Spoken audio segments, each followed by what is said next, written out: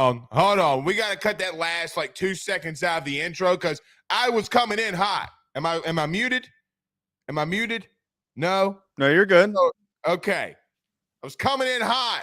I went too early. I was like, we are live. We're back. Joe's finally back with us. It looks like you are about to go with Harry Potter on an adventure back at Hogwarts with that brick behind you. I got to tell you. Yeah, there's been some internal debates on the studio backdrops, and I think that this is one of the ones that's going to be replaced. It's a process. The studio's new, and we're testing a lot of different things. And I do agree. I'm not a fan of the brick. It's a wild world out there, Harry. That's what I got to say. But it's going to be a great day. Joe, it's the biggest weekend in college football this weekend, in my opinion. I don't know if you agree with that, but it games on top of games on top of games that means so much. So it's going to be a massive, massive, massive weekend. But in my opinion, the biggest game of the weekend, Alabama goes to Tennessee. Hey, you know what I was singing last night on the way home? What were you singing? Rocky Top will always be home sweet home to me. So are you leaning Tennessee? It sounds like you are. Not right now. Not after this morning when I found out confirmed that Bryce Young was playing. As your opinion should sway in that circumstance. That was right. That came right in 15 minutes before we taped. It was perfect timing, not us trying to scramble and figure it out if it was happening in the middle of the show. So thank you to Nick Saban for getting that information out early. Oh, well, Nick does that. So yeah, Nick loves to drop huge bombs, but huge bombs right before, hours before. But if you're Tennessee, you had to know he was playing. You got a team full of doctors. I mean, there is some gamesmanship too. You don't want to, so look, I think they prepared for him. But here's my thing. I don't think Tennessee really cares, honestly, in the sense of that it doesn't affect what they do offensively. It doesn't affect the identity of their team. Right. So, look, we'll see. So, look, we got Vandy, Georgia. Listen to me. What are you going to say here? What do you please don't. It's going to be closer than the experts think. It's going to be closer in the first half than the experts think. Unless, hey, I should know the line for this, but I don't because I think it's 17. Zach Bing. That's the game line or the line for 17 halftime last week against Ole Miss. Look, Georgia's winning by more than 17 points. Come on now. No, they will. They'll cover. My point, though, is, look, they're not a walk in the park anymore. Okay, they're not. Yeah. Okay, look, that whole first half, Clark Lee, listen to me. I'm not a smart man, but I know good trench football. Yes. Clark Lee is recruiting well. Okay, look, they're not a great team. They're probably a below average team. They give a shit. Okay, listen to me. If Georgia plays around with them, they're not going to lose. There you go. See, that's a little more realistic. I was 20. See, I check the lines every morning. See, I missed that one. Maybe I missed something. Yeah, that one sounds a little more realistic. No, I totally agree with you. I mean, I've always been a fan of Clark Lee when he was Notre Dame's defensive coordinator. I hold it against him for distracting Notre Dame when they were on that college football playoff run. I fully blame that on him. But regardless, he's a good coach. He's a former fullback. And as you said, he's building the team in the trenches. He's got that gritty mentality. And that's how you build up Vanderbilt. You're not going to beat teams trying to stretch the field with great athletes. You got to kind of bring them down to your level. You got to meet them at the line of scrimmage, if you will. And that's what it's going to take to stay close with Georgia. I can see them covering 37.5, but at the most, they're going to lose by 30, 28, something along those lines. The one thing this teaches me? Don't rush to put your spreads down. That in your notes. That's what that tells me, because I put 17.5. Oh, you actually wrote that down. Yeah, I write down every spread in my notes. I must have been just because I remember vividly thinking, I was like, did Stetson Bennett dislocate his neck? I mean, that's what I thought. Did Kirby Smart die in the middle of the night? I didn't even second question it really. Mainly because, and here's the reason, because it's like it's indicative of like what LSU would do under Les Miles, right? Meaning, they would blow a team out, okay, on the field, but the score would never dictate it. They win by 17 or 24, and it was never really that close. Like, they just ran the football right at you, and that's why I was like, well, you know what? And Vandy was up on Ole Miss at home, So, but the simple fact that I didn't really second guess it, I think, is my point, right? Like, this isn't so yeah. Thing is missed. Well, that line though, in general though, I could totally see it being 17. It's not impossible, considering that, like you're talking about, last week they did prove themselves a little bit more when they played against Ole Miss. And I was shocked. I was paying attention to the other games at the tiny little bar I was at in North Carolina, and I just kind of peeked over them.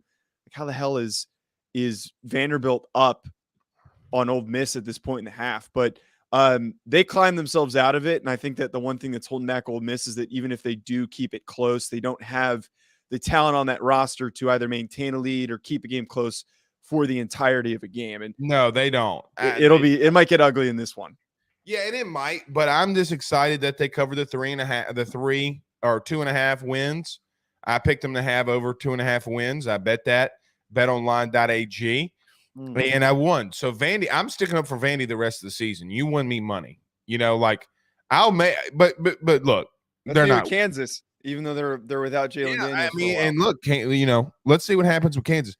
Interesting there. Their quarterback was in Lance Leipold's office this weekend, like doing shoulder workouts, and I'm like, that was apparently denied literally by him. So I don't think Daniels is totally out. Bean's not bad, and I think that they're gonna. That's one good bet this week, by the way. Yeah, I agree. We also have Auburn, Ole Miss. Look, I'm just waiting, Joe, for them to fire Harsin at this point. This has to be the game, because he bought himself a little more time last week, because last week's game was not the right circumstance for him to get fired. But like, if he loses by a couple scores to Ole Miss, and I think Lane's coming in hot. Like, I think Lane, he even talked about it. Like, he really wants to get Auburn this week because he hasn't really been able to get them.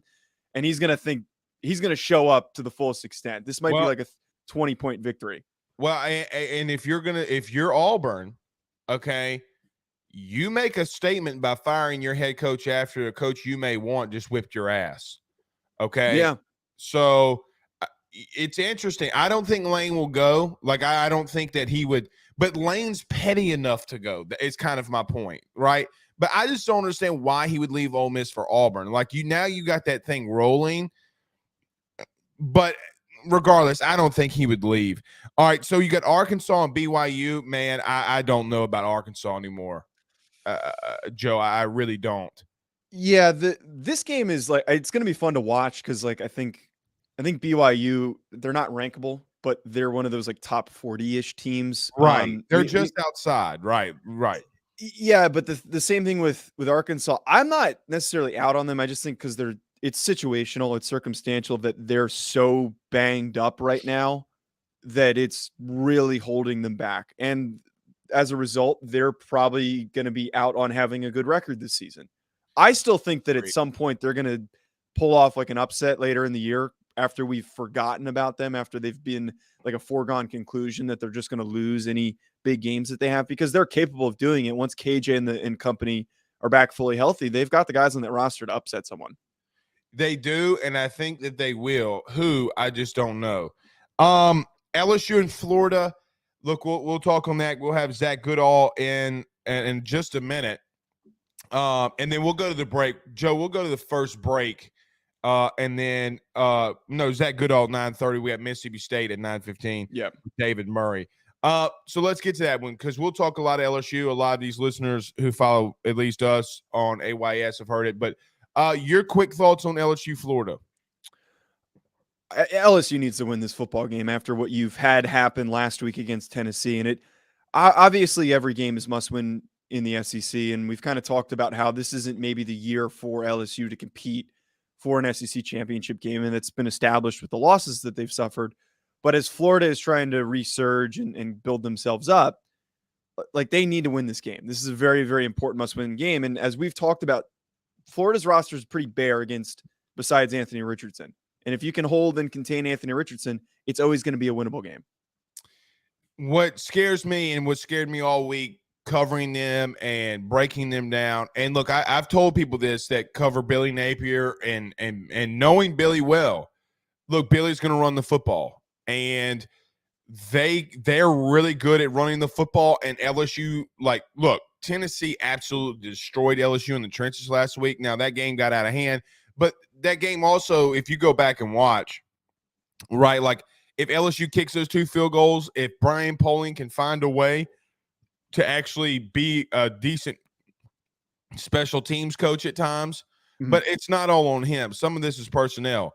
Look, you're going into half 2020, okay? Like you miss a wide open touchdown. You don't take the field goals because your special team's struggling.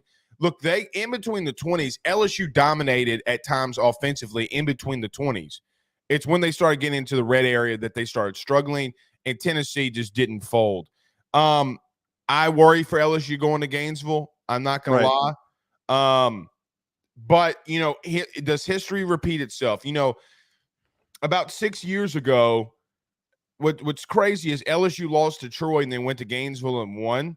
And this game's been spooky, right? Like this game has been turning LSU's way literally with 5 minutes left to go in the game. And I don't like that because at some point Florida's going to win. If I'm LSU, you got to be disciplined, focused, and ready to go. So, look, we'll talk to Zach Goodall about that one because I'm sure me and him and you could go back and forth because that game is a sleeper. I do want to get to this one, though, Mississippi State versus Kentucky. Yes. I don't like this game for Mississippi State at all. At all. And Will Levis is playing. It was announced that he was going to be playing. Right. So, listen, I like Mississippi State. I think that they're the sleeper team in the SEC. You have to give them that after what they've done. But this is, again, as we're in October, these are those goofy games, like pumpkins start coming out, Hocus Pocus Part 2 starts coming out. Does Mark Stoops have the does he finally have a team focused? Zach, I mean, Joe, that's what I does he finally have a team focused to go into a hostile environment and win a football game? That's what I want to know. I mean, a fully healthy Will Levis is really what you need to win for Kentucky. And I don't know why I always lean this way, but when you've got a team that can run the ball effectively, which Kentucky's been struggling to do, but when they're hot, they can do it. If you can bring down one of these explosive offenses like what Mississippi State has, if you can bring them down to your level and keep them from dominating time of possession and throwing the ball all over the yard, it's a tough task. But if you get them focused, you get them right, it's a winnable game. And I think that mentality that these Kentucky teams always have, that aggressive line of scrimmage type battle, Kentucky teams, this is a game that they can win like you're talking about, but it is going to be a bit of an uphill day for them. If Levis isn't 100%, it might be a tough task. Yeah. So I agree with everything you just said, like holistically. All right. So we do got some guests. We got David Murray at 9:15. I think he might be having a couple of technical difficulties. So let's see what's going on with him. Do you want to ask David if we can flip flop and go to Zach? Yeah, I'm gonna shoot him a text really quick. Okay, let's flip flop and let's go to Florida first. Let's go to Zach Goodall, but we got to take our first break. Everybody, do us a favor by hitting like and share. Stop, collaborate, and listen. Everybody, stop what you're doing. Hit the like and share. Share to all of those Facebook groups. If you're on YouTube, subscribe, notification bell. Joe, we're doing a $300 gift or $300 giveaway if our subscribers get AYS to 5,000 by November the 1st. So subscribe to AYS Sports on YouTube. Hit the notification bell. Get your chance to win $300. If you're listening to us wherever you listen to podcasts, rate, review, subscribe, all that great stuff. We greatly appreciate it. This is brought to you by Bleav and BetOnline.ag. Zach, let's take a first quick break. We go to Zach Goodall. We go to Gainesville. Right. It just doesn't feel right. Throw a shoe. Why don't you? That feels sacrilegious to do that. My mother-in-law, my other mother, my stepmother-in-law, they're Gator fans. It just doesn't feel right. I'm just letting you know. Zach Goodall next. We'll be right back. BetOnline is the fastest and easiest way for you to wager on all of your favorite sports, contests, events with the first-to-market odds and lines. Find reviews for all the news for each league, including Major League Baseball, NFL, NBA, NHL, combat sports, college sports, esports, and even golf.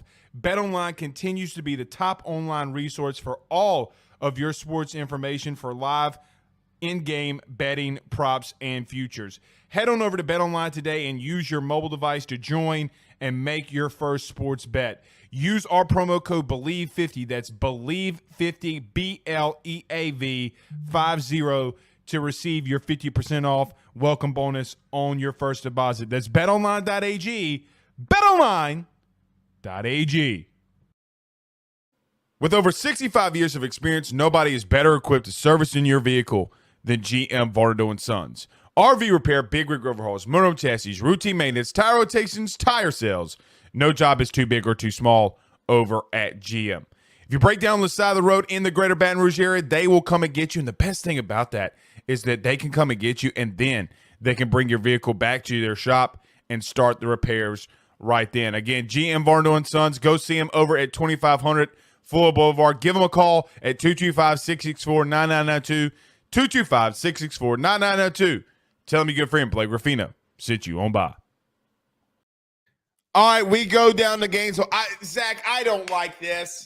You know, like I can't do it. You know, mainly it's nothing to do with you. Okay, it has everything to do with my stepmother-in-law. Okay, I don't want to hear the shit. You know, like you don't want to sit at Thanksgiving table here. Oh, Florida Gators. I can't do it anymore. I said through Tebow. I said through Urban. Like, I can't do this shit anymore. Zach, good morning, buddy. What's going on? Hey man, I'm doing well. Listen, I think I told you guys this last time, but I didn't grow up a Florida fan, right? And you know, I've got a very, very supportive family. I assume just like yours. You know, any team I cover, they're always, you know, getting some merch, stuff like that. And they always decide to give it to me. And I'm like, why are you giving it to me? Like, I'm not like, my grandma will send me every year some Gator stuff. She sent me a Buccaneers jersey for like the one season I covered Tampa Bay, and she's like, thank you, I don't need this, but I feel your pain. Who are you a fan of? Yeah. Like, who is your team? I wasn't much of a college guy growing up. I watched it for NFL draft purposes, and the reason why I watched it for NFL draft purposes is because I'm a Jaguars fan. Oh God! Praying for you, brother. Hey, now you get it. Look, Doug Peterson's not a bad coach, man. Look, I mean, they're not great, but look, Doug knows what he's doing, man. You got to get Doug. I agree. Some leeway there. All right, let's get to this LSU Florida game. Look, Zach, I've said this all week. I don't know about you. These teams are a lot alike, right? Mobile quarterback. Passing offenses have been struggled to get the ball down the field. Defense, a lot of the same struggles at times, but has played well enough. Is this just going to be who's the better coach at this point? If your teams are damn near identical, or does this just come down to LSU's going to the swamp? What do you think about this game? I think it's more the former, and I think that speaks to what you were saying as well. It's so neutral to the point where it's also, you know, both of these guys' first seasons coaching in the SEC for Billy Napier and Brian Kelly, and what advantages and disadvantages does that provide to both teams? So I mean, that's my thing is if LSU comes out with this win, I immediately look towards Brian Kelly's experience as a coach, because you're right, it is pretty well aligned. Now, I think that the passing offenses are different, but still, at the end of the day, neither of them get the job done enough consistently. Where LSU can win, I think, is Jaden Daniels' efficiency, right? He doesn't push the ball down the field very often. And I think Florida's pass defense as a whole is pretty solid, except for when they're allowing quarterbacks to kind of hit that intermediate level. So all things considered, I think unless he just really gets it going on third and shorts, he's able to complete those 3rd and 3, 4-yard passes. I think Florida can limit him in that respect. The issue is, as you guys well know, his rushing ability, which Florida has been abysmal with any type of rushing quarterback, and even quarterbacks that really aren't much of rushers this year. That's where ultimately I think he can win LSU this game. God, were you talking about LSU or were you talking about Florida? I mean, because again, those are the same issues that you look at with LSU. Like the two quarterbacks that they've struggled with, I say struggled with, but Jordan Travis, a guy that can move, right? Like then Hendon Hooker a week ago. Why do you lose? He can move. He can get up, into the open field.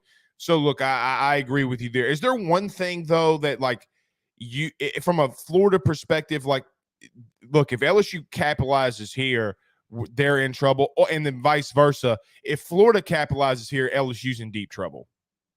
Well, I think that's exactly it. Is it goes back to the differences in quarterback play, where Daniels, when he is making it happen as a passer, it's more efficient. With Anthony Richardson, obviously we've seen the highs, we've seen the lows. I don't know what to expect, like ever. Like I Fair. just don't. Like I think they could win this game if he plays like he did against Utah, which is not those big plays, but more efficient play. But that's the only time I've really seen that style from Richardson this season. Whereas for Daniel, I do Bleav he has a better chance of getting into a groove, even if it's not pushing the ball down. Like I'm pretty sure Richardson's average depth of target is almost double Daniels this year, Yeah. which sounds great, but he doesn't connect on it enough. Daniels can connect on those little things. So I guess what I'm saying by that is I'm more concerned for Florida that LSU's offense can get into a groove quicker. But then again, if Anthony can come out and play the way we saw it last year in this game against Tennessee, which he did in a road environment, which his only road test of this year, it didn't make too much sense, all things considered. But if he can do that, Florida's in a good spot. I struggle with the inconsistencies this year to Bleav that they can definitely do that. Is that Bleav BLEAV? Just joking. Hey, I'm a company man.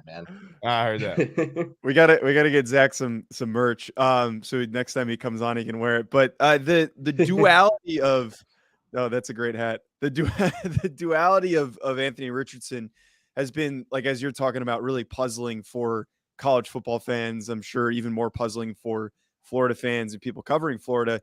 Like, if you had to maybe pinpoint what helps get the good version of Anthony Richardson, the Tennessee, the Utah version, not the Kentucky version, what do you think brings that out and is maybe going to help him bring it out in this game? If you just had, or is the answer, we don't know because he's just so volatile?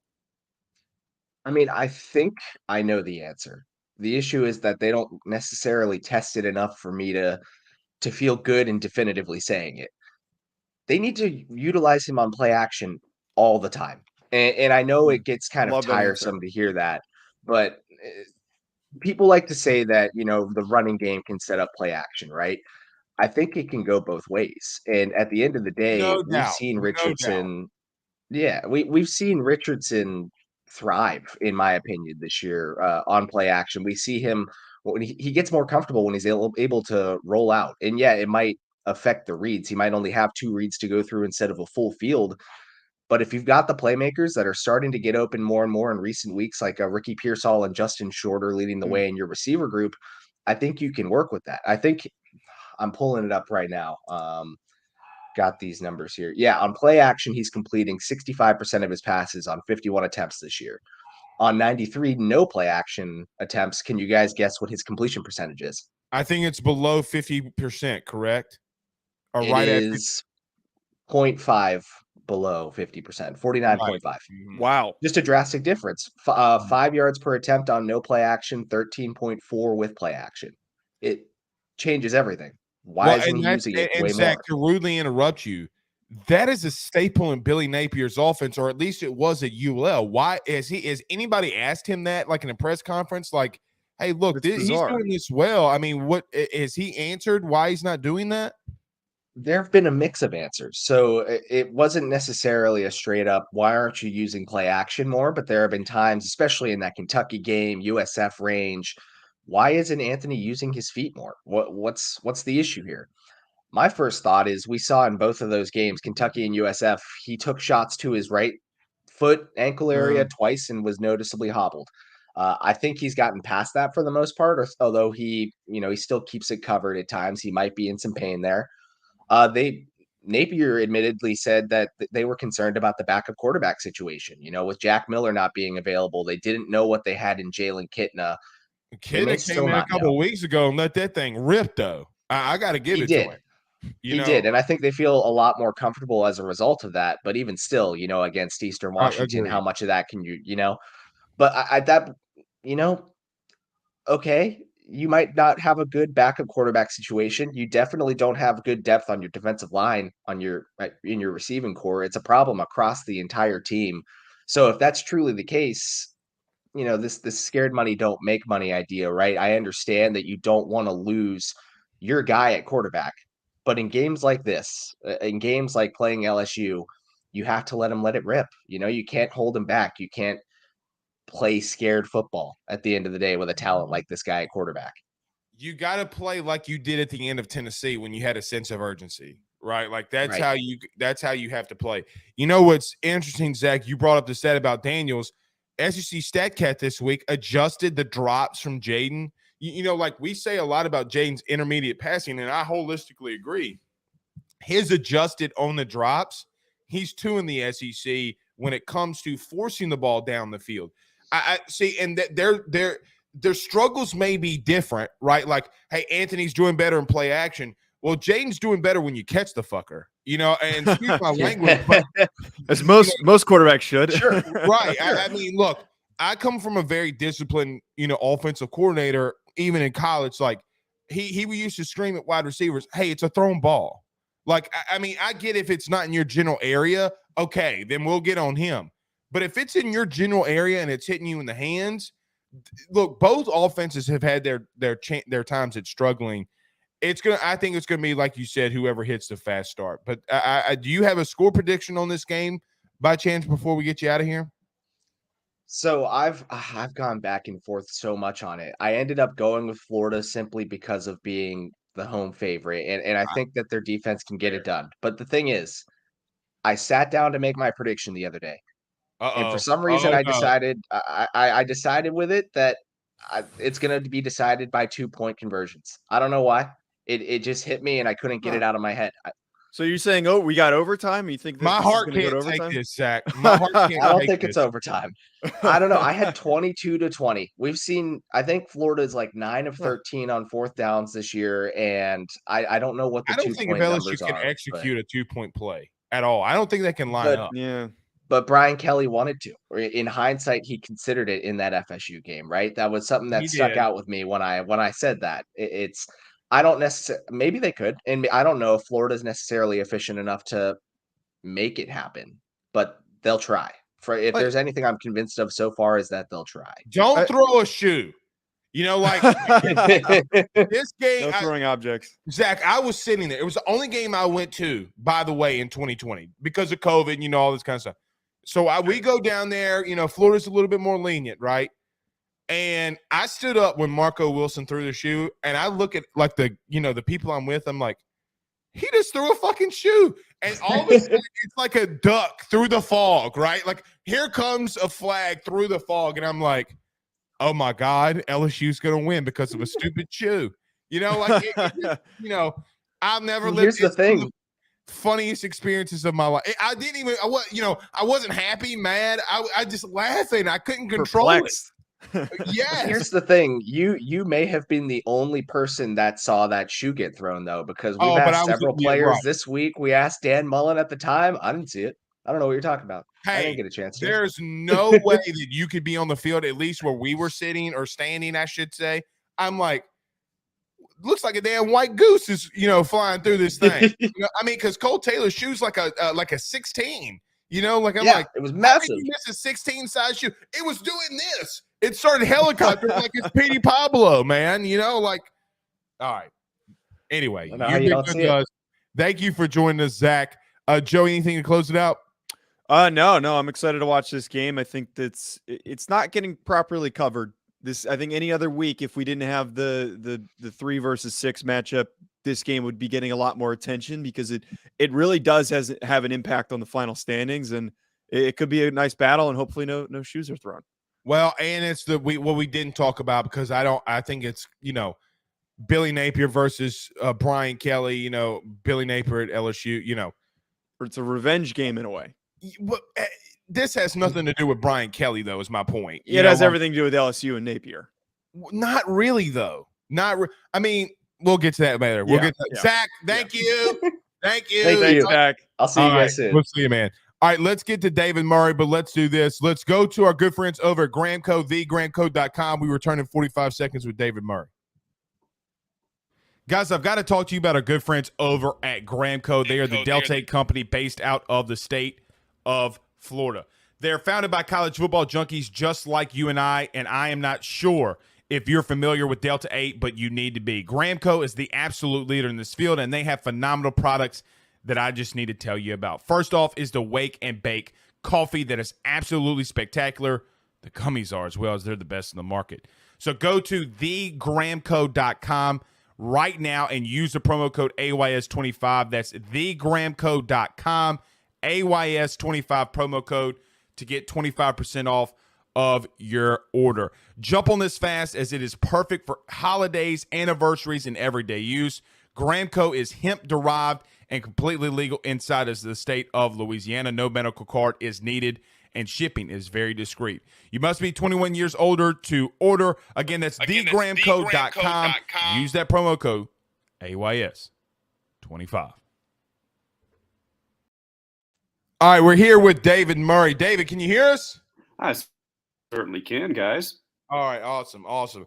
David covers Mississippi State and does the Bleav and Mississippi State podcast. So, listen, I got to be honest.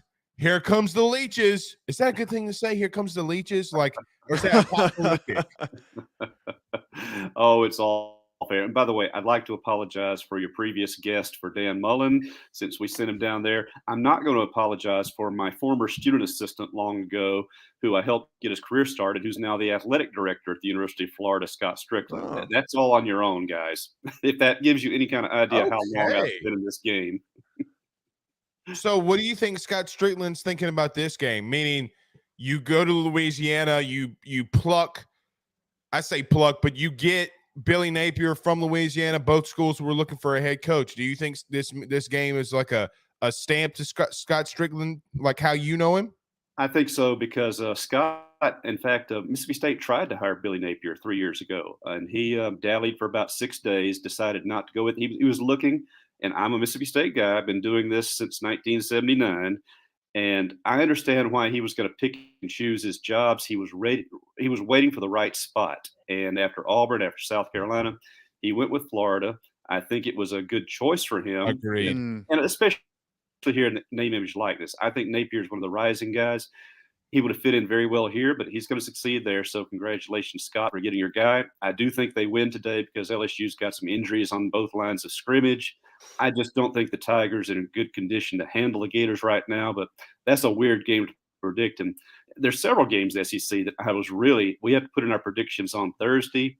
And this one tonight, Mississippi State and Kentucky, I went with the Bulldogs, but honestly, this game can go either way because there's so many matchup factors that if one team gets hot, one team strikes, this game could just spin out of control either direction, and I'm not sure which.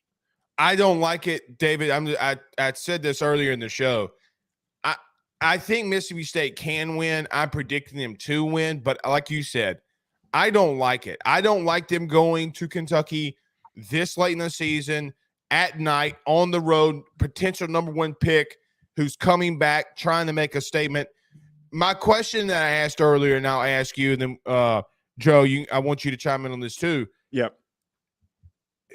Does Mike Leach finally have a time where he's built? Does he have his Texas Tech season again with Crabtree? Would be my question. Can he go on the road in the SEC in a very hostile environment and win it? David, what do you say first?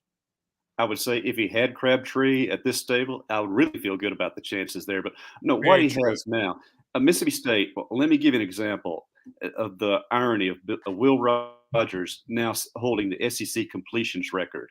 Of all the SEC schools, what program should be last in career completions? It should be Mississippi State, because historically this has not been a passing program or a receiver program. They've not had a receiver drafted since 1996 in any Wow. But with the air raid, Mike Leach and his staff, Steve Spurrier Jr., Drew Hollingshead, they've turned around the receiver core. Will Rogers is now his third year in the system. Matter of fact, he made his debut here at Lexington. I'm in Bardstown right now, by the way, about an hour out of Lexington.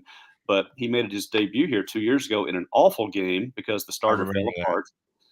It's a totally different system now. You see what maturity has done in the air raid. Will Rogers is throwing the ball confidently. Receivers are catching balls, even not perfect throws. The air raid is taken off. So Leach, if he had a Crabtree, yes, it would be easier. But now they're going with guys like Caleb Ducking, Ra Thomas, Rufus Harvey, and old reliable Austin Williams underneath. They're just making plays in the passing game. You look at the efficiency, you look at the completions, and now you add in the fact that the Bulldogs can run the ball. Kentucky's got a serious defensive challenge in how they come at it tonight. Go ahead, Joe. So, David, I got to admit, I do NFL draft evaluations on one of my shows, and I admittedly am a little bit of a Will Rogers hater. I'm not going to deny that. All fair. But he's proven me wrong, though. He has really proven me wrong so far this season, because the tape that he put out there last year there were a lot of struggles, and I think he's corrected a number of those issues. But right now, with the streak that Mississippi State is on, he's starting to get some Heisman love. Like, he's starting to get brought up. Do you think that there is some legitimacy to that? Do you think at the end of the season, he might be one of those guys that's in contention for the Heisman if this streak continues? Or do you think maybe it's just circumstantial? It's all the numbers because Mike Leach's quarterbacks always throw for a ton of gaudy statistics. All right. I'm glad you didn't use the phrase system quarterback, because we've been dealing with that down here for a couple of years. And there's some truth to it, because the air raid system does lend itself to a lot of completions. It's regarded as a dink and dunk offense. Well, this year has put the lie to that. Will Rogers has always had the arm strength to go long. He didn't have the receivers. He didn't have the protection to go long. He didn't have the trust, vice versa, the receivers, the trust in him. Teams like 2 years ago, Barry Odom of Arkansas tried drop 8, play a lot of zone, and a young quarterback, and these receivers can't beat it. Well, now look at the past 2 games. Texas A&M and Arkansas both tried that same approach, and Will Rogers lit them up. But more so, they insisted staying with a 3-man line. Dylan Johnson ran the ball. The offensive line blocked at the second level. Rogers' completion ratio is actually down a little bit this year from the previous, but that's because he's throwing the ball longer downfield, 20-yard fade patterns, out routes to guys like Ducking and Thomas, who are catching the ball, which makes all the difference now. So he's got the arm strength. Now he's got the receivers to use it. So he'll still be painted with that system quarterback label. That will hurt him in the evaluations, obviously. But people who watch him play see his game expanding. I do think he needs another year in college, obviously. But knowing the draft situated quarterbacks, Will Levis, who physically fits it. You look at his completion ratio, think maybe the stats aren't there right now, but the pros draft so much on physical potential. What's the quarterback situation like? But what Rogers will have to do to be a legitimate Heisman, and this is blunt, and this is the true of any middling level program in any conference, you've got to beat the big boys. Mm-hmm. Next week, you have to win at Alabama, or in a couple of weeks, you have to beat Georgia at home. You do that, and you're in the Heisman conversation. Right now, that's the farthest thing from his mind, because State has got to get that 6th win tonight against a team in a place where the last 3 trips have gone very badly for the Bulldogs. I don't like this game, not because of Will Rogers. I don't like it because I think Mark Stoops knows how to stop it, right? Like, meaning I think he knows how to stop what Mike Leach is doing. I wouldn't be surprised, and I'll get your guys' thoughts on this. I wouldn't be surprised if they try to run the football a little bit more on Kentucky than we're normally seeing, because the truth is sometimes Stoops, he could overthink himself. Right? Meaning, like, this is my defense. I was right. You were wrong. I did this correctly. We've seen that in Kentucky losses before. We saw him be so stubborn against Ole Miss weeks beforehand in running the football. I think that's the game. Can Mississippi State at least keep it a little bit 50-50 at times on crucial drives? We'll see. David, is there anything else that you think – or let me ask you like this. if there's one thing we sit out at the end of the night and we say Mississippi State won, it's because of this, what would be your reason? The kicking game came through. These are two teams that are really struggling in place kicking. I think Mississippi State leads the SEC, for all I know, leads the nation in missed point afters. Yeah, And it's been bad. I've suggested, and only half jokingly a week ago, now I'm serious. You've got one of the nation's best red zone teams. Go for two. I mean, at this point, why not take the chance? And this team has really, you look at the statistics, but you also look at when they've done it. Since the LSU game, this team has been money on fourth downs and in the red zone. So this is not a typical Leach team. Dylan Johnson and Jacavius Marks, you mentioned the run game.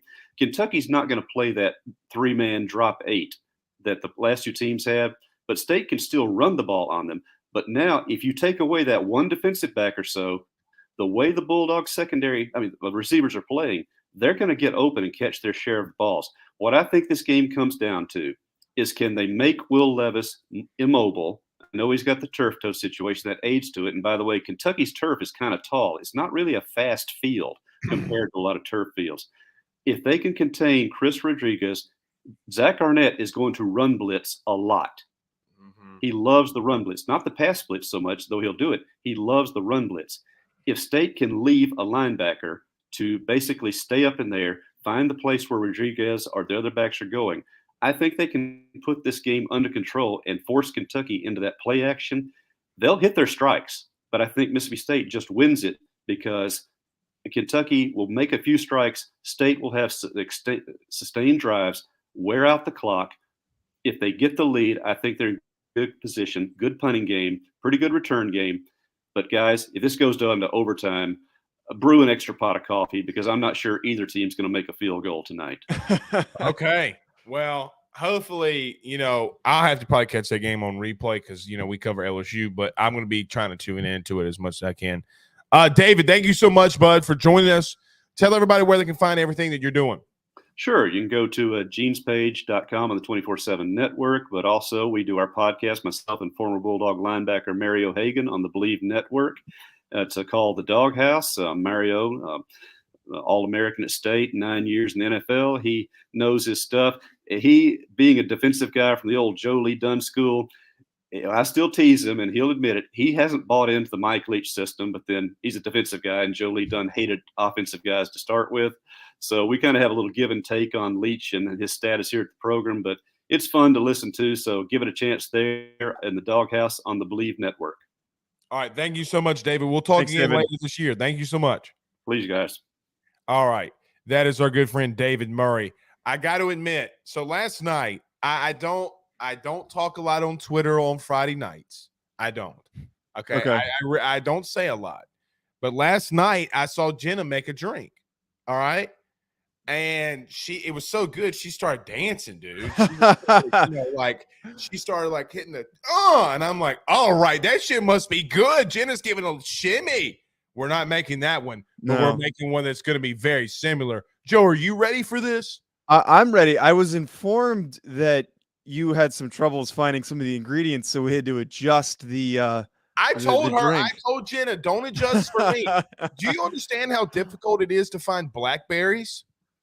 I mean, I didn't even bother looking. As soon as I couldn't find the simple syrup, and I had to go to a second grocery store, which not as much of a venture as yours was. I was on my third store. That's what Jenna told me, yeah. Yeah, I was on my third store. So I called her. I'm like, she's going to be so mad. And she was so loving. I felt so warm because, it's like when you make the phone call, like, Jesus Christ, just please. I've been to 3 stores, please. She's like, oh, no. And then she's like, oh, no, it's okay. And I'm like, what did you think she was going to say? Keep going to stores until you find it?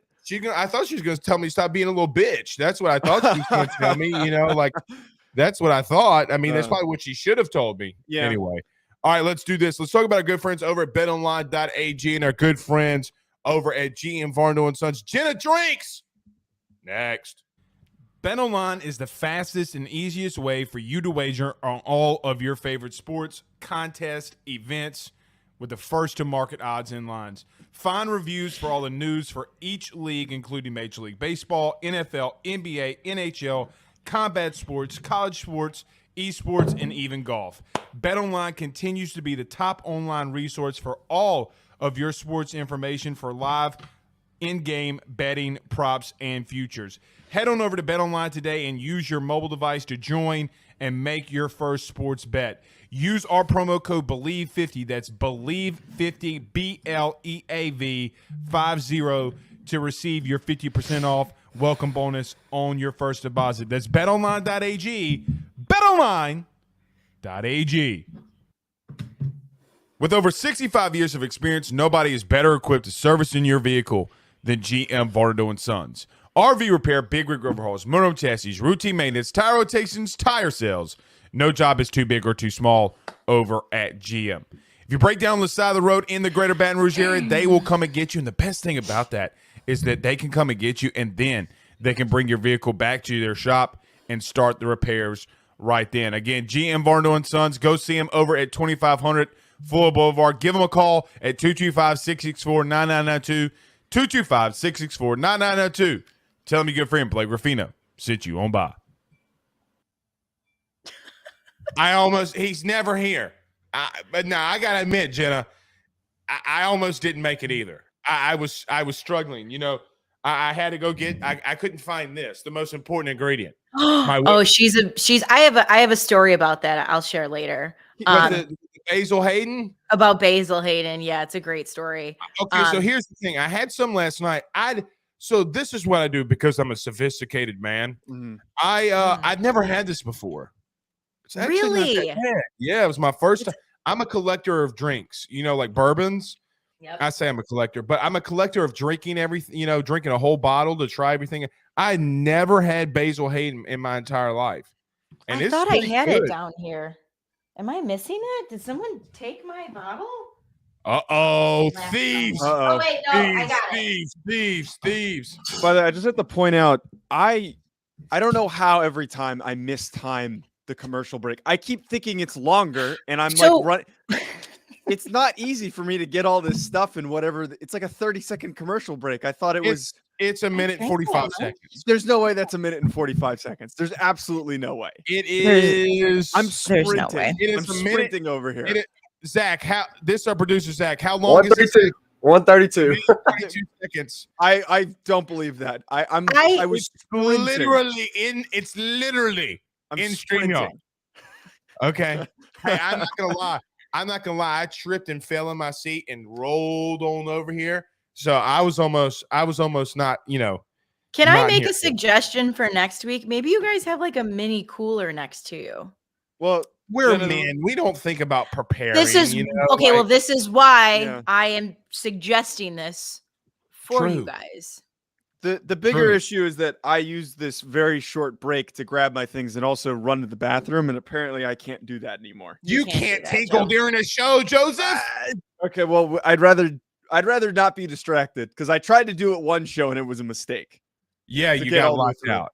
All right, Jenna, are you ready? All right, I first am. off, tell us your Basil Hayden story. Yes. So I bought this bottle right when I started Bar Talk back in the pandemic because a guest that I had on said it was his favorite bottle. And I was like, I'll drink. I said, you know what? I'm going to drink this the day that I get signed by a network.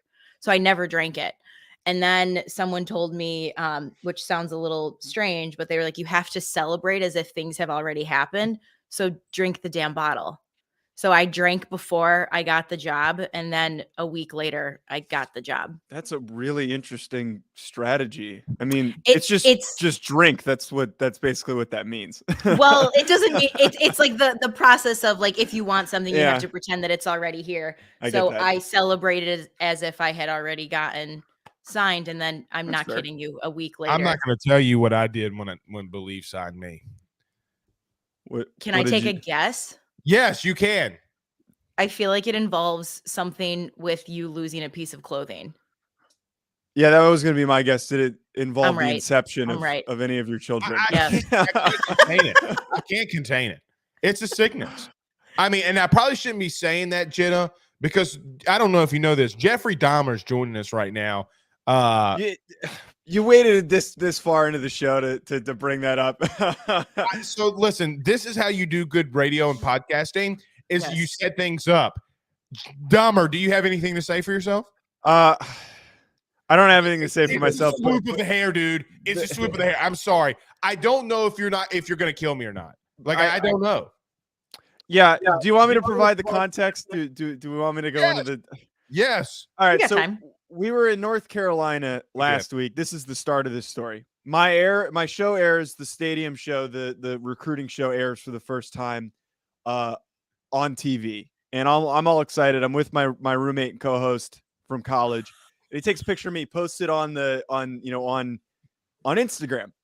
The next morning, we're kind of rehashing as we're recovering, and one of our former teammates comments on this Instagram post, "Little Dahmer." So that ruined my day immediately. I'm like, this completely ruined my day. A couple days later, Lendell White's in the office as he stops by every so often to tape, and we were talking about the Jeffrey Dahmer show, and apparently Josh actually auditioned for that role. So Lendell, as we're talking about, Josh Fisher, apparently that's what he said. Oh, dude, I would have left Bleav. It would have freaked me out. I couldn't have done it. I'm glad he didn't get it. Lendell was basically saying, I'm like, oh yeah, you kind of look like him. And with I didn't even say anything. I was just listening. He immediately points to me as I'm sitting next to Josh and goes, "You really look like Jeffrey Dahmer." And I just everyone lost it. And I was about to go home for the day. Like that ruined my day.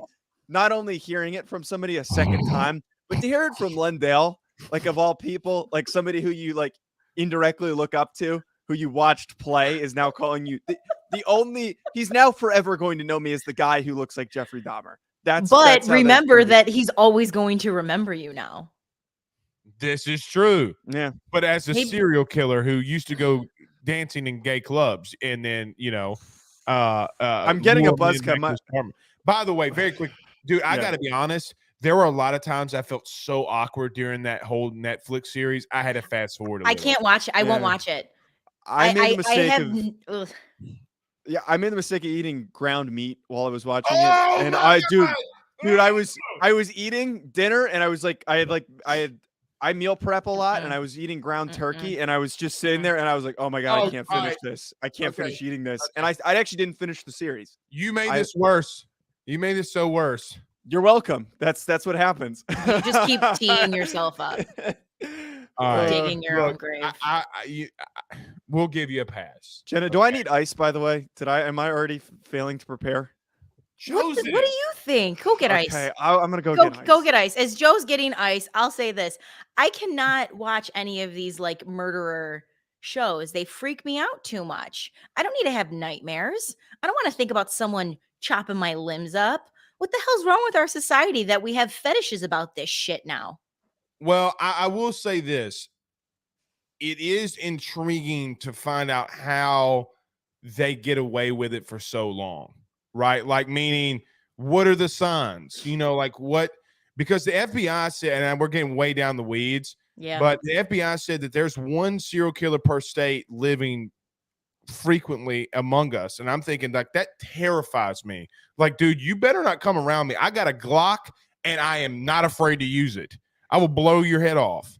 It scares me, Jenna. I'm not gonna lie. I should have watched it, and it's spooky.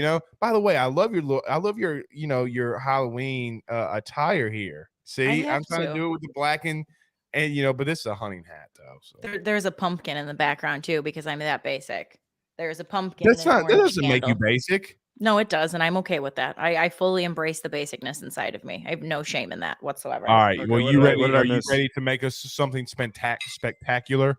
Yes. So let me preface by saying, guys, I had originally wanted to make a blackberry smash, but blackberries are not in season, as you've heard Blake talk about before the break. So it's not Blake's fault that he went to 3 stores and they weren't there. So we are just making a traditional whiskey smash. So what you're going to do is you're going to first take your mint leaves, okay? Take about 4 to 5 leaves, okay? You're gonna roll them up, guys, in your hands, okay? And then smack it. About to make some wheat. Smack it, you said? Hey, how do you open these bar mixer naughty things? You're such naughty mint. Naughty mint. You do that not for show, but it actually wakes the mint up. So as you smell it, it's gonna be really that fresh. does. Yeah. Joe, if you can't open it, hit it on the side of something and it'll pop open, okay? That's it. Eventually it'll do it. Okay. That didn't Well, you work. have to hold You on. need a man. You have to hit it like right here. Yeah, you guys are. Hit it right there. You have to hit it on the side. There's a certain spot. Now it should have opened. Oh, Told oh. ya. I know. Okay. I thought he You're needed welcome. a man. Needed a man. Okay, next, take some lemon juice. Okay, you're going to do 1/2 ounce. You can obviously do fresh if you'd like. I always suggest to do fresh, but I didn't have fresh lemons, so. Oh, I got my eye. By the way, is this cap like a measurement thing, or am I just being stupid? You can use like the cap like this, Joe. Yeah. Yeah, you can use that. So this is about 1 ounce. So just do 1/2 of the cap. Okay. Okay. After Simple you guys, you're gonna do 1/2 ounce of your simple syrup. Okay. Okay. And if you're like Blake, who doesn't have a measuring jigger, just do like a splash, okay, which is totally fine. And then the most important part, our whiskey, okay. This guy is a Sagamore Spirit rye whiskey based out of Maryland. Big fan of this. You're gonna do 2 ounces. Blake is obviously doing his Basil Hayden, which I'm gonna be real honest with you, Blake. I just don't think you should ever mix something like that because it's just pure gold. But you can do I'm whatever not you using want. the Basil Hayden for Don't this. don't do the Basil Hayden for that. Sazerac rye whiskey. That's perfect. Yeah. And we can talk about why you shouldn't do that after we're done with this. Okay. So after you do that, guys, okay, you're going to shake this. If you don't have a shaker, you can literally take like 2 red Solo cups and just shake it back and forth. Okay. But shake I think this. that's how most people are doing it. Shake your booty. There we go. Shake your booty. Exactly. And then this is what we call a dirty dump, which means you dump everything in with the ice you've already mixed. Take a mint sprig. Again, smack it because you want it to be really fresh. Pour it on in. And that's your drink, ladies and gentlemen. A whiskey smash. Okay. Enough bourbon. Let's see. Joe, are you good over here? What we got, Joe? I'm close. Wait. Okay. I gotta be honest. I smacked that mint. You do. It's a lot of fun. Ooh, Joe, shake it. There we go. Yeah. And we're prepared over in the Bleav Woohoo! offices. I don't know why this was in here, but I found it. Oh, this makes me so happy. Can't wait to come in and see it. All right, Joe, you're going to take the whole thing out like this. The whole thing. Dump all the ice right in, okay? Okay. Dirty dump is what we call it in the bartending world, okay? Oh no, I'm making a mess. It's okay. That's part of bartending. You make messes all the time. Yeah, but I'm Do you not know the supposed to be crazy doing it things in I've the cleaned up? studio. Oh, Yeah, well, but don't tell Bron. I'm gonna get a text from Eric. Please don't destroy the studio. It's okay. We'll be fine. Okay. We will be No, fine. never mind. I'm gonna be quiet. Okay. Yeah, don't get me in trouble, Blake. I'm not gonna do it. All right. Cheers, guys. Cheers. Cheers. Mm.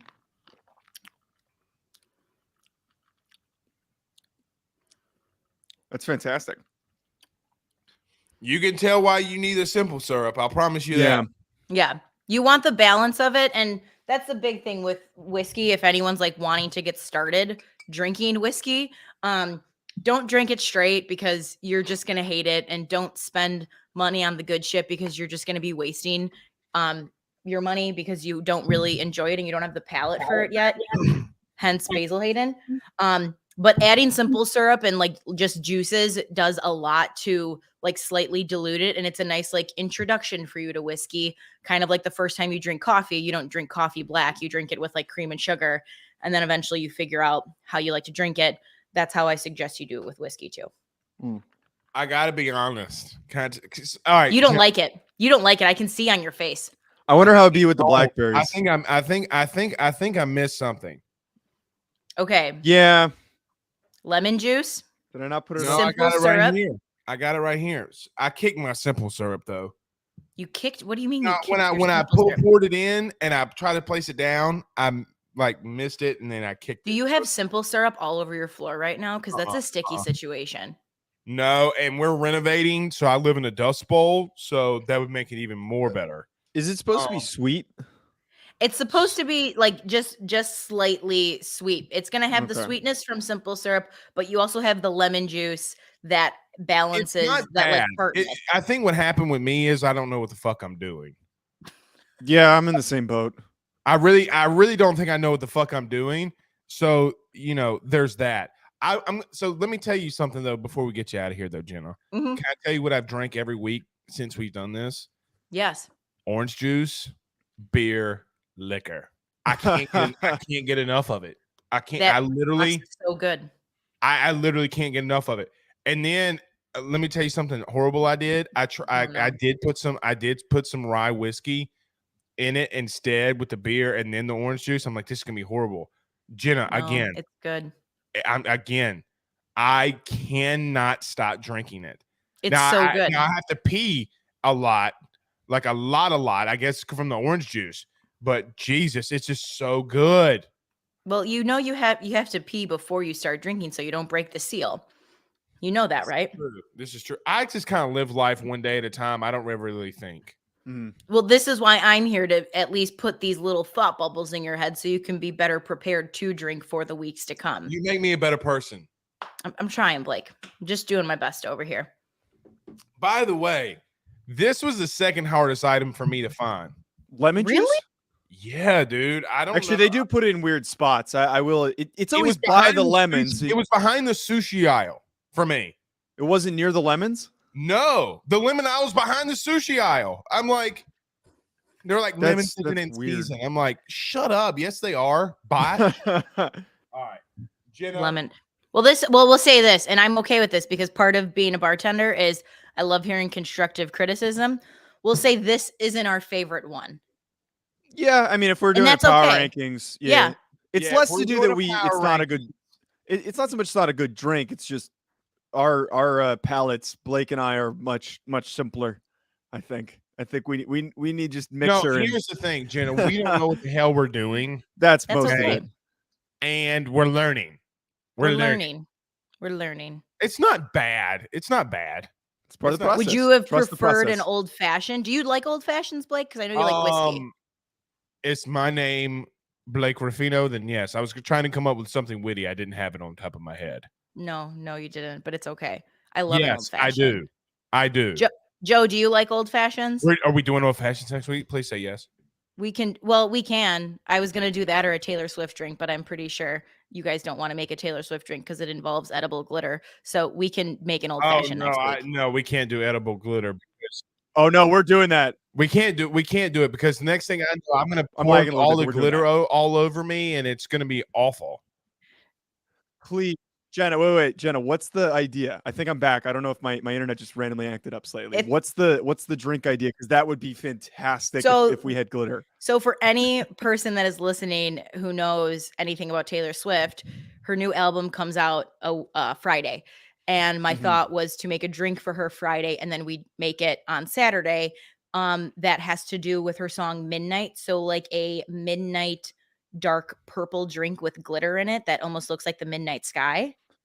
What are you allowed? Do you want to save sharing that? What's going to be in that, or can you? I'm going to share.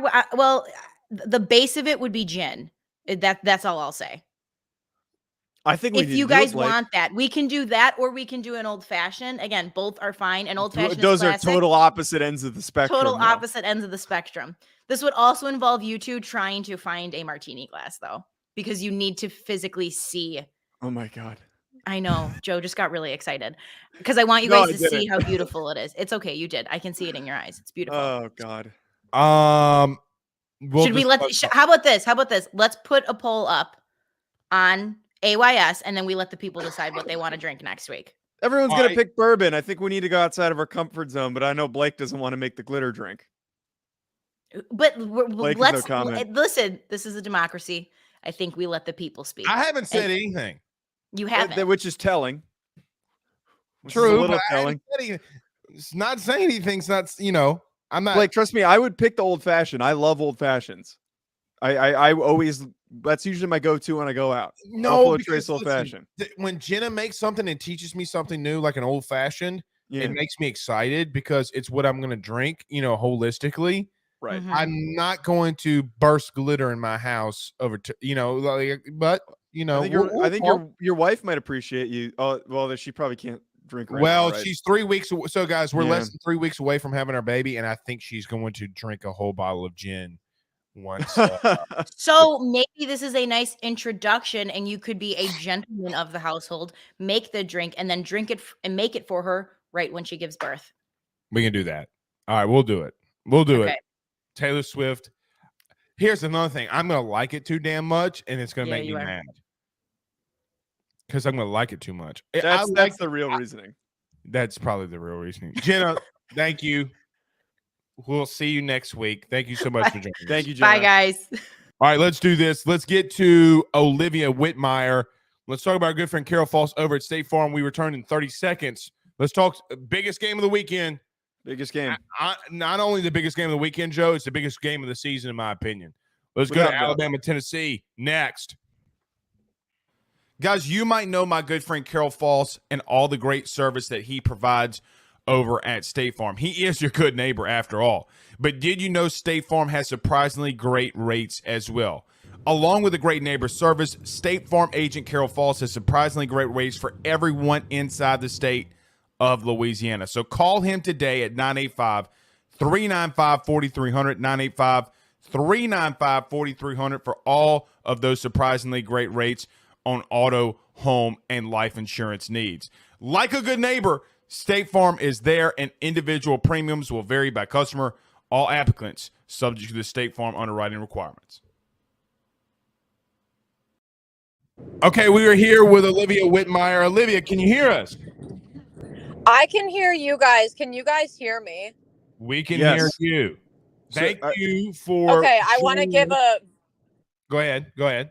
a very quick preface. I'm like in the middle of nowhere, the like outskirts of Knoxville, and my service has been cutting in and out like this entire time. So I like came in. You guys were talking about Jeffrey Dahmer. I got a little confused about that. I had to come out, and then we're talking about booze. So I'm all over. Excuse me. Uh-oh. All right, we're just gonna have to can tell you guys hear Olivia. me? We can now. We can now. We'll see how this goes. Yeah, we'll see how this goes. Did you guys hear anything I was saying? I'm like, Yeah, my we didn't service hear, has the been like last real 10 sorts of funky. Oh no. I'll text No, we her. can hear you. We just didn't hear like the last 10 seconds. You're good.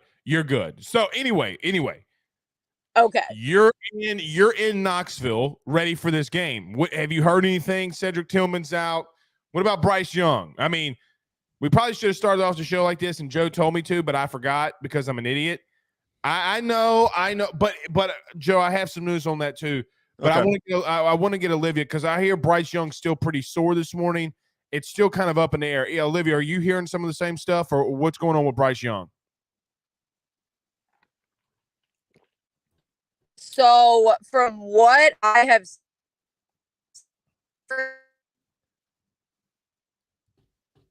Okay. Should I text her? Yeah, I'm let's gonna text her. text her and just tell her. I don't. It's all. You I mean, know- let's talk about the game. It's not a big. Yeah. Last weekend we were lucky because she was traveling. And despite her being on the road, the connection was good. I listened to the whole interview, and I even texted you guys, I texted the whole production staff that she did a fantastic job. Her show debuted, Bleav in Alabama, debuted this week, and her first episode was great, and everything that she's done. For anyone who wants to go check that out, the coverage on that show is going to be great. And we're also close to getting a former player on that show as well. But it is what it is if we don't have her. So I want to talk about Bryce Young. As you mentioned, I texted you when I was driving into the office to get ready to go. Like, I wanted to talk about the Bryce Young situation. When I did my preview this week on my show, I said if Bryce Young plays, Alabama wins. Are you in the same boat? Like, are you the same? Not completely, because Okay. look, I'm going to keep this. I'm going to keep this as close as I can because I trust this person. Look, let me just say this. Okay, Joe, let me just preface this. I'm not breaking news. I'm not attempting to break news, but it's been known, Joe, that maybe there's Italians on the staff that look a lot like me, on Alabama staff that look a lot like me, and they have the same looking kind of eyes, same kind of beard. So I'm just going to say I'm not breaking news. This is coming third party. This is not coming from the staff, training staff, nothing like that. Just so we're all aware, I'm not attempting to break news, okay? But I do trust the person who told me. Joe, he's going to be really sore. And I don't know. So listen, Alabama's going to have to get out early on Tennessee if they want Bryce Young, to stay in this game holistically. Let me tell you something, brother. I know that, and you probably played sports growing up as a kid. Look, when he takes that first hit, when he takes and he throws the ball as much as he can, look, man, there's only so much a quarter-on shot can do for you. Okay, like people think that it numbs it, and it does. But once that sucker wears off, brother, it's on. Like the pain's going to be even worse. Here's why I'm not totally concerned about that. Statistically, right now, Alabama is one of the top 3 rushing offenses in the country. Do you know who leads the country in yards per attempt? It is Gibbs, right? Yards. Jahmyr Gibbs. He's right. averaging 8 yards and change per rush.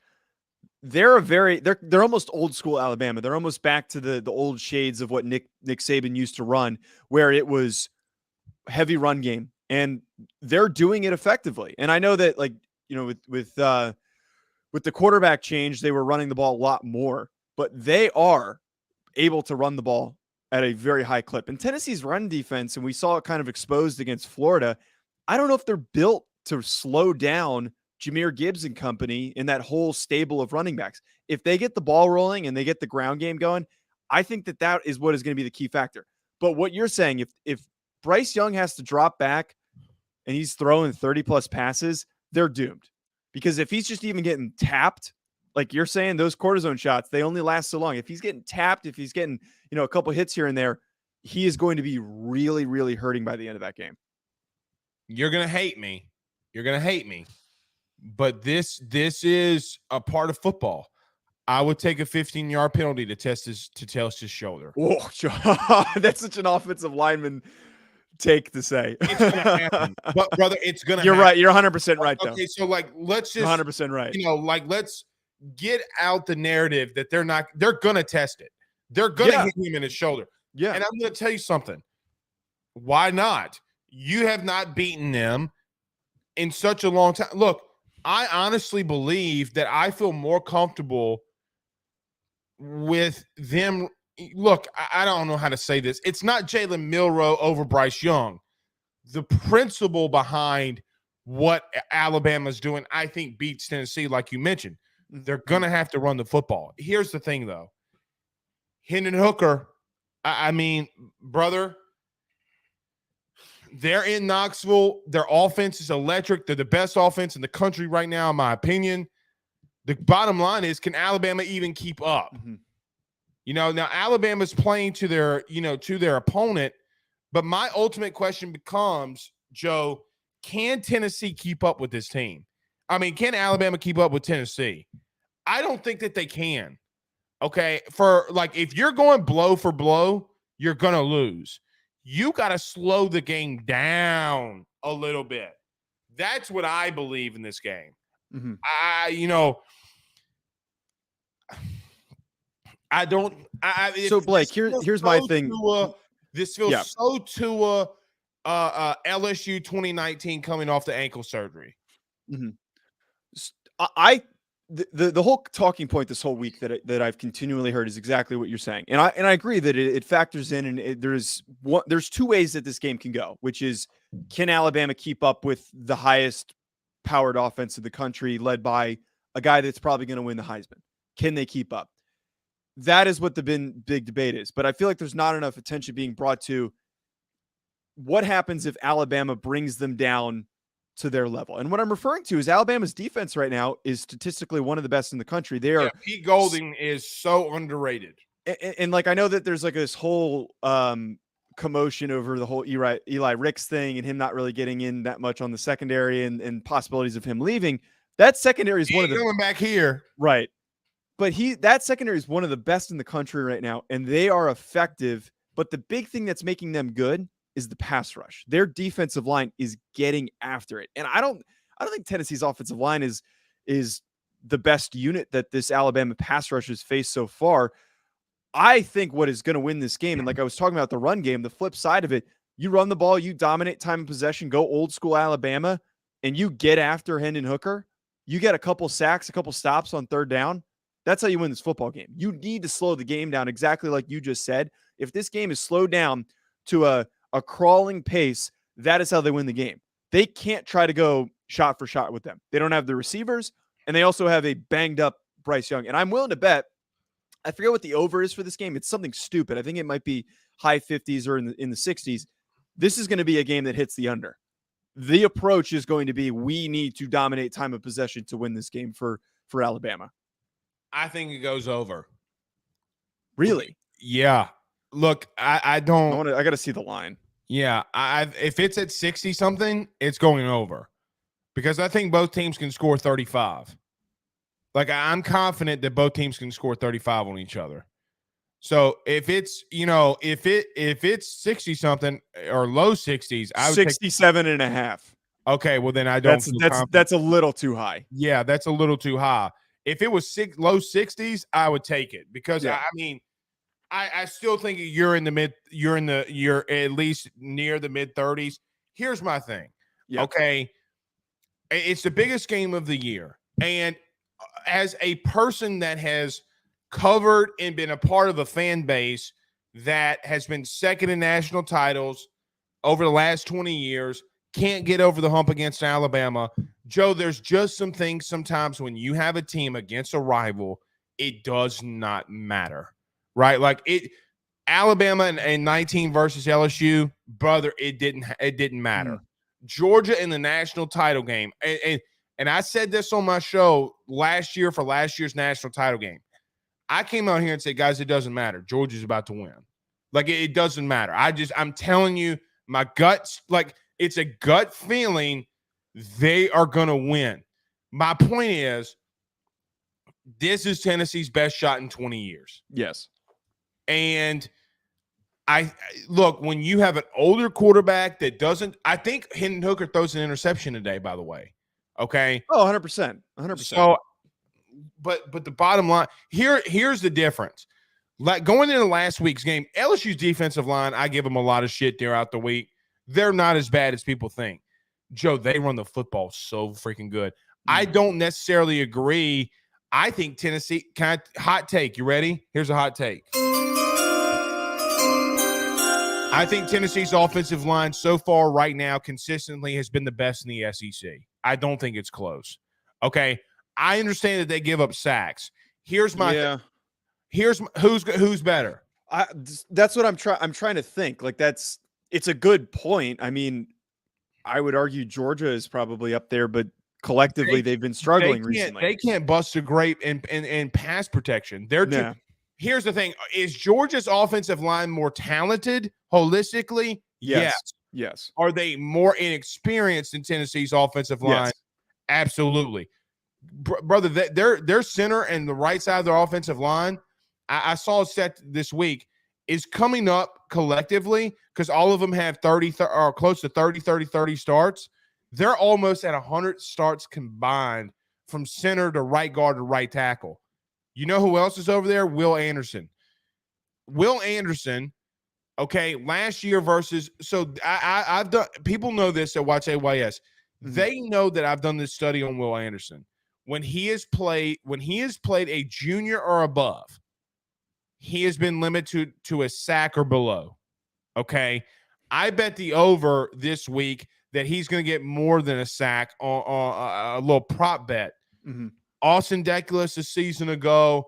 Auburn had a right tackle that was experienced. They started moving Will Anderson around. They started doing stunts because he couldn't get home. Guys that have been older have stopped Will Anderson. It's a lot like the Chase Young thing.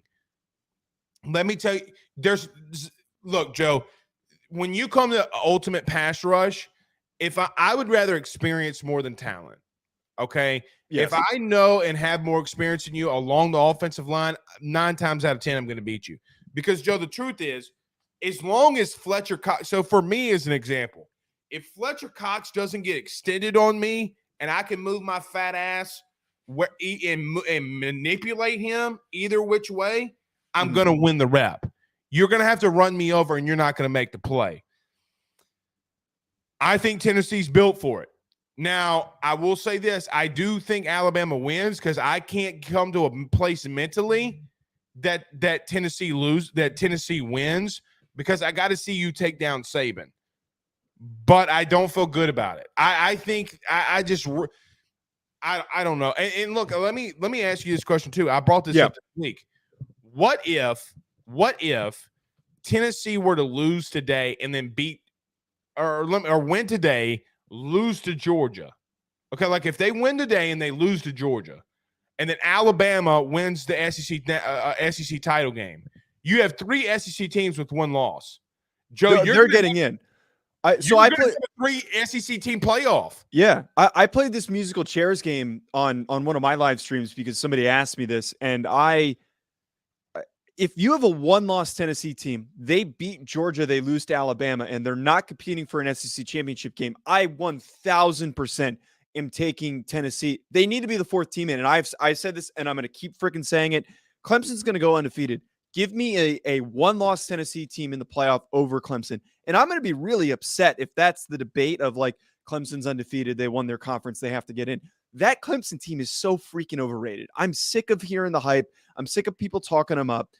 DJ Uiagalelei has underwhelmed, and he is somebody who I said if he has a good season could go back in the first round projection in this year's draft. He's not a first round guy. And he's not. He's not playing at the level. Klubnik's a better quarterback. Do you agree with that? I totally agree. DJU has he's playing at his floor right now, which is disturbing because he's got the talent, but he has no idea how to touch it. But my point is like that whole roster, they have so many problems. They're unhealthy. They've got a good defensive line, but that's it. Their secondary is terrible.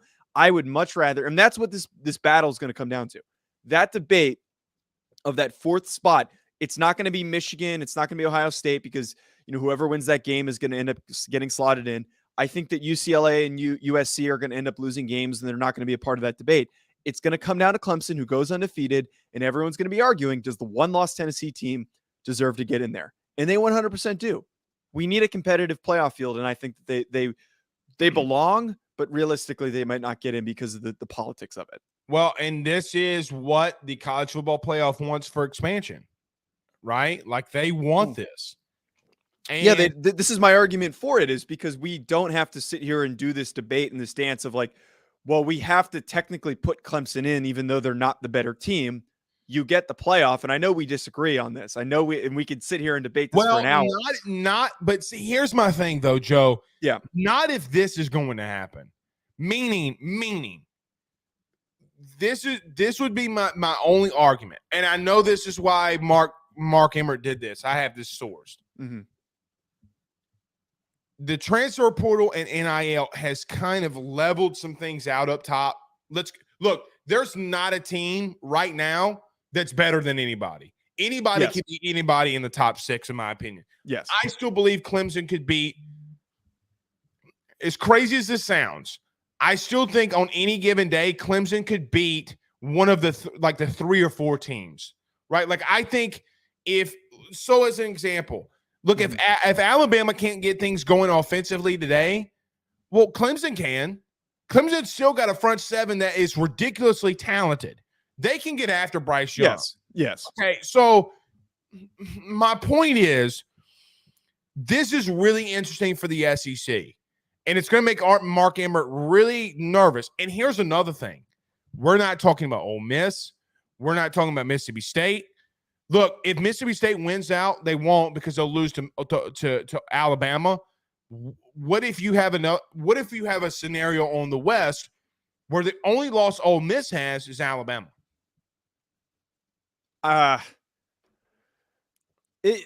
So this always comes down to that like conversation that happens at the end of the year. It's when you have all these comparable resumes, it's like who looked the most dominant on the field, like who, when you watch them, who looks like they deserve to be in it.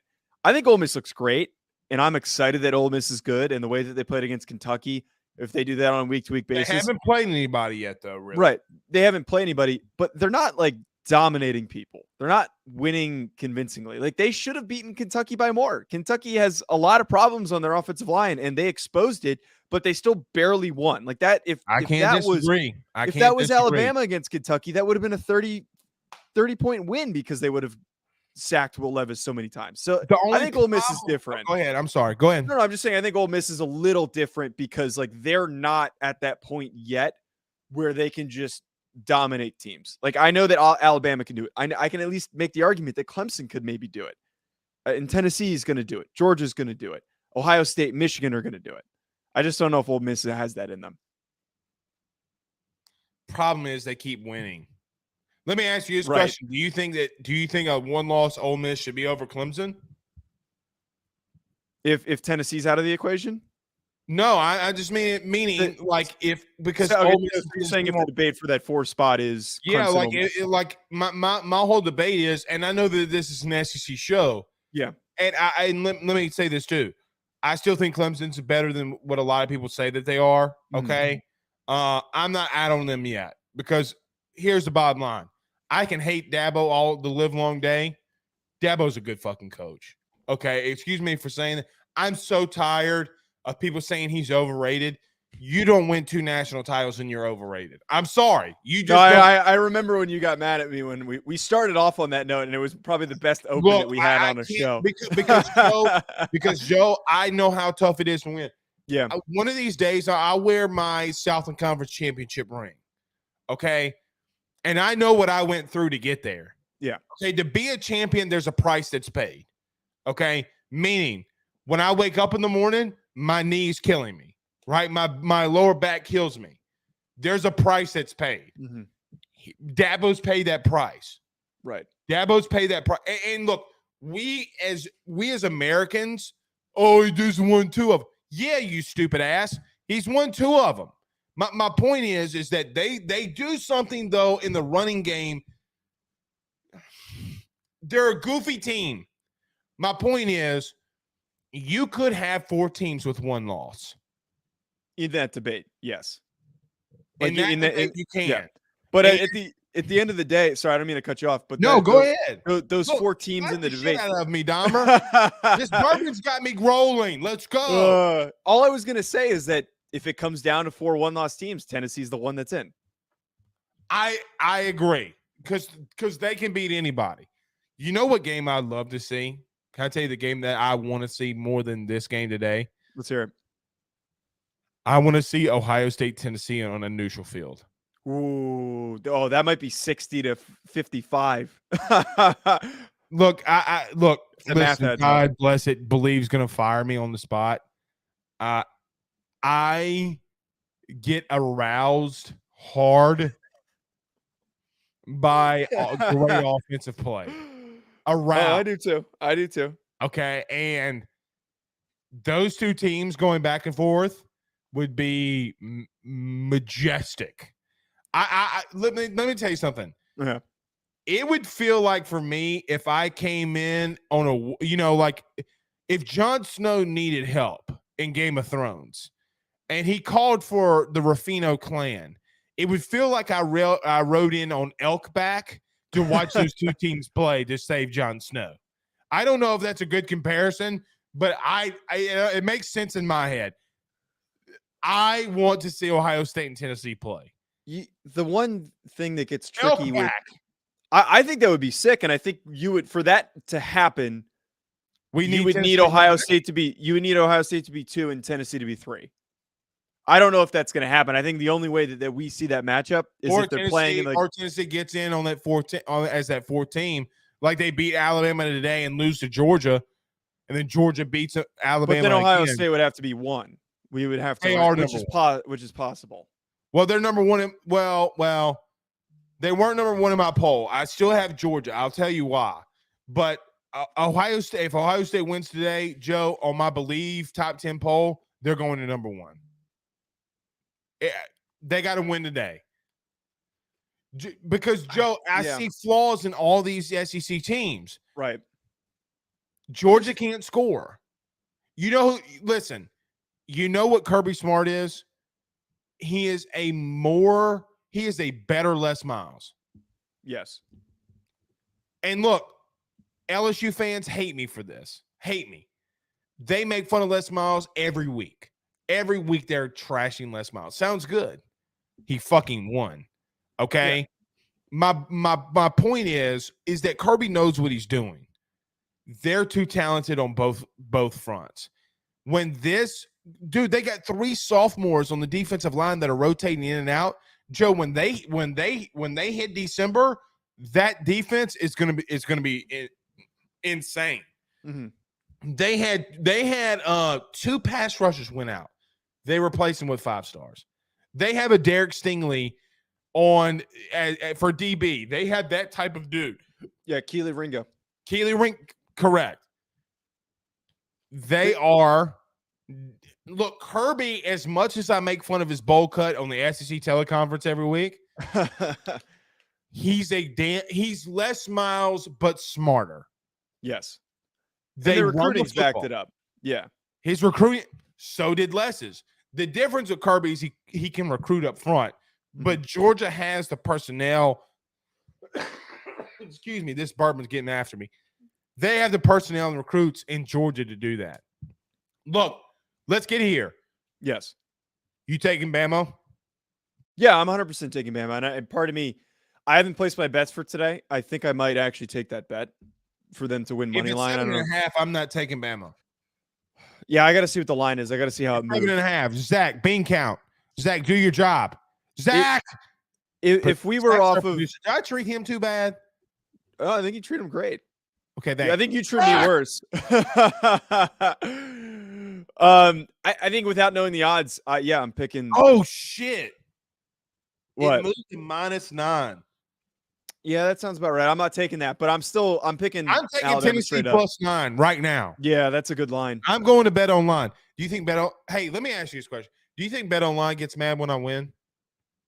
Like when you win bets? Yeah, on Bet Online. Well, because there's so many idiots that lose, so probably not. Okay, but they're our main sponsor. They're like, oh, by getting more money from us. But they look. So listen to this. Continue your thought. I'm sorry. This bourbon's got me fired up. I can tell. Maybe we need to start, and I want to talk to you about this after. Maybe we need to start with the bourbon every show. Maybe that's where the direction we I want to do it at the end. I want to do it at the end. Okay. But maybe you're not taking that line. Continue. No, I'm not taking it. But I think Alabama is going to win this game. I like the under. I think this is going to be low scoring. It's going to be grinded out. They're going to fight this game through their run games. I think Hendon in the passing attack is going to try and open things up. But we know that Nick is the smartest coach in the SEC, and they are very well coached defensively across the board. If anyone's going to slow down that passing attack, it's going to be Alabama's offense or Alabama's defense. Sorry. Bourbon's starting to get to me too. Rocky Top, you'll always be home sweet home to me. Oh, Rocky Top, Tennessee. I wish I could have sang along with you. I don't know the Rocky Top. Let me tell you something, Zach. Yeah. As I'm wearing my hunter's hat. Listen, I love the Deep South. I mean, I grew up here. I love the Deep South. I want to see for the SEC's sake. For the SEC's sake, I want to see Tennessee win. I totally agree. I'm in the same boat, but I'm just like, for my realistic projection. I know. Yeah. But I'm more emotional than you are. Okay? Like, I mean, I'm a center that played offensive line. Yes, I'm emotional. Look, there comes a part where, let me ask you this question. We'll start ending it with this thought. If Josh Heupel wins, what does that mean for Josh Heupel? Look, I'm not saying. Let me ask you this question. Yeah. Does Oklahoma move on from Brent Venables and call Josh Heupel? Well, I don't know I don't think Oklahoma's a better destination. I think they're comparable. Well, it's not. But he was a quarterback there. He played there. That's his alma mater. I understand that Oklahoma fired him. Yeah.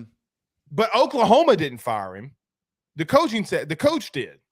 Right. Oops did. Not if I'm Heupel, I mean, I'm taking that not personally, but stick where you're at. Stick where you're building success. It took him time to win at Oklahoma more than he can win at Tennessee. Right. I think that there's going to be more of a commitment to winning at Tennessee anyways. And I know that Oklahoma, their big program, the commitment for these SEC programs is higher. And I know that Oklahoma's moving to the SEC, but it's the same thing argument with Lane Kiffin. They're going to get housed. The thing that gets difficult, and it's the same argument with Lane Kiffin jumping to another job, is you spend all this time recruiting and building up the program with a reputable big conference team. Why the hell would you jump ship to another place where you have to start from scratch? That process sucks. When you're in the peak of it, ride the peak. You know, I hope that he doesn't make that decision emotionally and say, I want to go back. Again, where did you graduate from? University of Rhode Island? Are you asking me? Or are you asking? Would you go back to Rhode Island if you were the head coach at Southeastern? Or if I was winning? Yeah, if you were winning, would you go back to Rhode Island? That's tough because Rhode Island's by the beach. There's nothing in Rhode Island. Dude, it's by the beach. You're basically a retirement job. By the beach. I bet you can't go to the beach right now, can you? It's too damn cold. Yeah, but during the summer, like when football's not, you're during workouts and stuff. 1 month that Rhode Island's not an icicle. I lived across from the beach when I was at Rhode Island. The property there is so cheap. You could get beachfront property and you could live over there. I 100% would go back. Yeah, that's a difficult circumstance. Because in September, October, November, December, January, February, March, April, it's an icicle. No. It's only cold. It's warm in September and October. It's cold for less months than you think. I would pick Rhode Island over Southeastern. Yes. Let me ask you this question. That's my point. Yes. Let me ask you this question. Yeah, but what's going on in Oklahoma though? It's not like that's anything special. Let's get here, because can we talk college football holistically to end this? Yes. Brent Venables is ass. Right now. But here's the thing: they're making the argument that this guy left, that guy left, this guy left, that guy left. Well, what's your excuse for Brian Kelly then? Yeah. He stepped into a much more different. You guys he stepped in a worse situation, Joe. That's just the bottom line. You guys played a receiver in a bowl game last year. Like that's he how had 34 scholarship players and almost won the fucker. Yes, exactly. No, I think Brent Venables is one of the most overhyped coaching candidates. I had a feeling from the jump that wasn't going to work out. It doesn't fit. Maybe when they go to the SEC, it's a little bit better of a stylistic fit, but it gets worse. Yeah, it gets worse. I don't think Venables is good. The SEC's changed though, Joe. The SEC's changed. God, that was really lemony. Was it sitting at the bottom of the cup? Yeah, God, Christ Almighty. Oh, Jesus. But it gets worse because think about the SEC right now. Okay, defenses are are not the same. The offenses have gotten so much better. If you're Oklahoma, think about this. You don't take LSU this season. Mm-hmm. You could have LSU, Arkansas with a healthy KJ Jefferson, Alabama, Georgia, Texas, A&M, Florida. There's too much competition. They're going to be a bottom feeder if Venables is the head coach. They're going to be a bottom feeder. Yeah. I'm not saying fire him, but that You're nicer than I am. Well, let me say, yes, I would fire him. If I had the money, I would fire him. Look, he's not ready. Or I don't think he's ever going to be ready. Yeah, no, he's a coordinator. He's a coordinator at heart, and I don't think that he's somebody who's going to properly. I mean, the way that they mishandled. I would have hired Jeff Lebby as the head coach before Brent Venables. Yes, 100%. That was not the correct hire. An ACC coach. It wasn't. An ACC coach in the Big 12, then the SEC. That was a total. Well, here's the thing, though, Joe. Tell me if I'm wrong. They panicked because they thought Lincoln would never leave. Yeah, 100%. They were caught with their pants down in a situation where they didn't know what direction to go. They weren't holding interviews. They weren't prepared. Everyone else was taking care. That was almost like a safe play. And if it doesn't work out, they're going to go looking again. And they might do that at the end of the season. Well, I like Parker Thune, okay, from 247 Oklahoma. He came on my show and laughed me out of the building that Lincoln would never leave. And I go, okay, buddy. Well, I'm just telling you. I promise you this. He's having the conversations with LSU. Let me say that sources. Mm-hmm.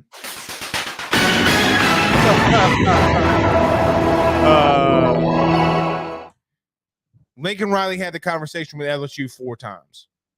I know that for a fact. Yeah. Okay. Bottom line is they're going to deny my claim all they want to. Horseshit. I know that he had the conversation. They wouldn't listen to it. And so, he's not leaving. He left. And Oklahoma's a dumpster fire. I will tell you this, though. Look, what considers to be back? Because Texas with Quinn Ewers. Texas is back. This has been an internal debate in the office with all the Texas cronies. We're back. They're back. 49-0 against your rival is back, in my opinion. They're going to win the Big 12. I think that with the shuffling that's going on right now, Oklahoma State stinks. They're overrated. TCU stinks. They're overrated. Max Duggan, he's not going to win the Heisman. Calm down. On what? TCU's not overrated. They're properly rated as not good. Okay, fair. Fair. No, I don't think TCU does it. Texas is going to win the Big 12. If they keep doing what they did against Oklahoma, they're going to win. Agreed. I agree. Look, as much as I made fun of Quinn Ewers' mustache and mullet, dude's good, man. He's good. Oh, let me ask you this. Let's end this on the West Coast. Okay. Fair. Yes. I keep saying that. I put UCLA in my top 10 over USC. Yeah, I did like a quick hitter on Saturday when I got back from the trip, and I said that UCLA is better than USC. USC has been riding off of their brand this whole season, and they're like barely winning games against mid-level opponents. They didn't look good against Arizona State. That's a team you're supposed to blow out. They didn't look good against Oregon State. That's a team you should win convincingly against that is not ranked. UCLA, on the other hand, has shown me complete football on both sides of the football, good enough to make stops on defense, turn the football over, and then massive explosiveness in their run game and their passing game. They're the most complete team in the Pac-12. I think they're going to win it. They are going to win it. Look, here I want to say this. We panic. Oh, Chip Kelly sucks. Chip Kelly this coach this coach that. Sometimes you got to give him time. Yeah. I said this and got Zach, our producer. I got ripped alive last year when I said this, Joe. UCLA's a year away. I said it like a year ago plus. They're a year away. Chip Kelly went to the NFL and came back and knew, okay, listen, I can get a little bit maybe subpar, not subpar, but a little bit not as fast and dynamic guys on the outside. But, man, if I win in the trenches. Which they're doing. DTR is a sleeper. Nobody's talking about it. Listen, last week I stayed up and watched them. I was dual screening Alabama versus A&M and UCLA. And I know UCLA played, or I wanted to watch UCLA play. Joe, they can make the playoff. If they go undefeated, they can. If there's one team I think I want to see, I would want to see UCLA. Do I think they have the dudes? No, but they have the experience. They can win. In the coaching, in the scheme. Yes, I like Chip Kelly. I'm a huge fan because, look, he takes old principles and makes them new. Mm-hmm. They run the veer, they run the zone. That's it. It's not complicated. Everybody, all these people like on ESPN and everything are, oh, it's so innovative. Bitch, no, it's not. He just ran the veer. It's not new. He makes it look so new. Mm-hmm. It's why I love Chip Kelly the most. So I'm picking UCLA right now, Joe, as my Pac-12 champion. I am as well. I stand by that. I totally agree with you, and I take them over Oregon. I think their legit competition is going to be Oregon. It's not USC. We need to stop overhyping USC. Very true. You ready to get out of here? Yeah. This bourbon's got me feeling frisky, man. Yeah, I got to go get a bagel. My shirt's about to come off. All right, guys. We'll see y'all next week. I'm sorry I was late. I didn't share everything. We'll be better next week. All right. Till then, we'll see you soon. Peace out, Girl Scouts.